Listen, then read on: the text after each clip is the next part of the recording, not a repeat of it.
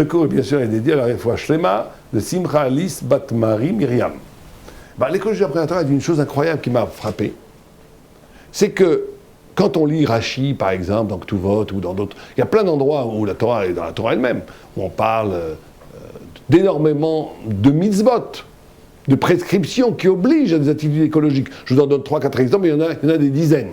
Par exemple, on est obligé dans une ville, dans un programme urbaniste, de mettre une bande d'au moins 1 kilomètre de large, qui est énorme, de jardins et de forêts qui entourent la ville, pour que les gens puissent aller se promener et communiquer avec la nature. On a une interdiction, par exemple, de polluer par les détritus dans les rues en été. Absolument interdit. On a l'interdiction de détruire les arbres. C'est un lave de Baal Tashrit, un lave de Raïta. On a une interdiction absolue d'exploiter les animaux de façon à les rendre victimes, à les faire souffrir. C'est Tsar Balechaim qui est, d'après beaucoup de vues, dans la Midoraïta, et en tous les cas, une interdiction de la Torah elle-même, de Dieu lui-même. Certains disent que c'est des rabbinim, des rabbins, mais ça n'en reste pas que c'est une halakha. Et donc, vous avez énormément, il y a d'autres prescriptions incroyables. On n'a pas le droit, bien sûr, de jeter des déchets dans l'espace public, dans la mer, ce que font d'ailleurs énormément toutes les... Aujourd'hui, dans l'océan, il y a un continent de plastique, par exemple, ce qui est une interdiction de la Torah. Quand les gens vont à la mer et jettent dans la mer des choses, c'est une interdiction. Parce qu'ils polluent, ils salissent l'espace public, ils n'ont pas le droit. C'est une interdiction de la Torah. Énorme, etc., etc. Mais ce qui m'intéresse, moi, au-delà de ces interdits qui font partie des prescriptions de la Torah, c'est ce que la Torah en dit. C'est en tous les cas ce que les commentateurs en disent. Ils disent une chose incroyable. Ils disent que ce n'est pas que juste un problème de responsabilité, de ne pas salir la terre que Dieu nous a donnée. C'est une question de midot. Ce qu'on appelle de midot, c'est de traits de caractère. Ça veut dire qu'un homme peut être ou un parasite, ou être un partenaire. Celui qui exploite la terre, il y a le principe de Shemitah qui est extraordinaire, que tous les 7 ans, on abandonne la terre pour que tout le monde puisse venir faire la fête et manger l'abandon d'une possession absolue de la terre. Il y a le Yovel, où tous les 50 ans, les 49 ans, on l'a vu, ça revenait, on redistribuait ce que la vie avait fait perdre, le déséquilibre entre les riches et les pauvres. Il y a des concepts qui sont d'une extraordinaire modernité quant à la possibilité de trouver des solutions à la gestion du patrimoine naturel que Dieu nous a donné sur Terre. Et les sages nous disent que le problème de l'écologie, c'est un problème avant tout de midot. C'est-à-dire qu'on peut vivre sa vie comme un parasite. C'est-à-dire que, c'est quoi un parasite? C'est celui qui suce le sang ou autre chose sur un élément vivant sans du tout se soucier de cet élément vivant. Et il y a un partenaire qui dialogue avec ce qui lui donne la vie.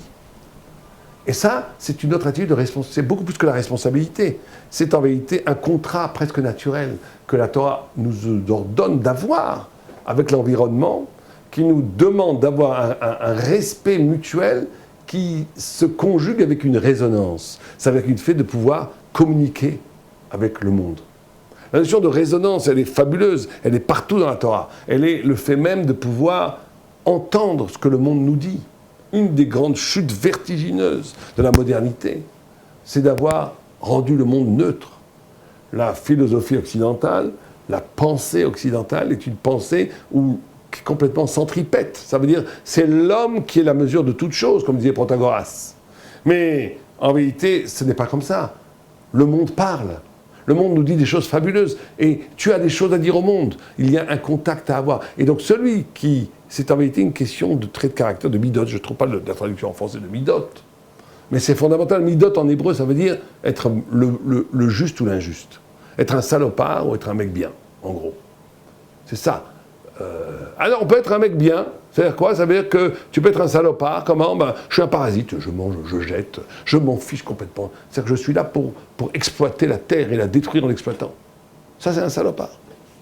Ou bien je peux être le gars bien. C'est quoi le gars bien? Je consomme, bien sûr, je jouis des fruits que Dieu m'a donnés de la terre, mais je rends. Et surtout je communique. Je suis en symbiose avec le monde. C'est ce que nous obligent toutes les halachot de la halacha.